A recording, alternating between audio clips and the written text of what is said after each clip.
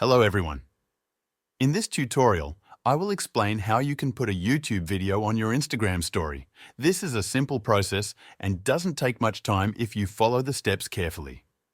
First, open the YouTube application on your phone or go to the YouTube website. Find the video you want to share. For example, let's say you've selected a video you want to feature in your Instagram story. You have two main options. Either share a link to the video or include a visual preview of it. If you want to share a link, tap on the Share button below the video. You'll see various sharing options. Look for the Copy Link option and tap it. This will copy the URL of the video to your clipboard. If you want to add a visual preview of the video, you can take a screenshot of the YouTube video thumbnail or use your phone's screen recording feature to capture a short clip of the video. Once you have the image or clip ready, now open the Instagram app. Swipe right to open the story creation interface.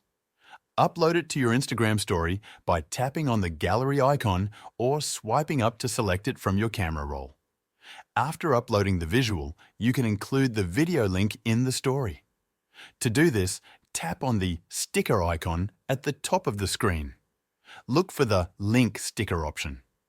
If available, paste the YouTube link you copied earlier and add it to your story.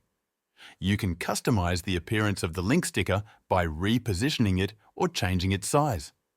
If the link sticker isn't available for your account, another option is to include the link in your bio and direct viewers to it. You can add a note to your story image or video that says something like, "Watch the full video by clicking the link in my bio." Once you've finished editing your story, tap Your Story at the bottom of the screen to share it with your followers. The story will remain active for 24 hours. That's how you can share a YouTube video on your Instagram story. By either adding a link or visual content, you can easily guide your audience to the video. Thank you for watching this tutorial, and I'll see you in the next one.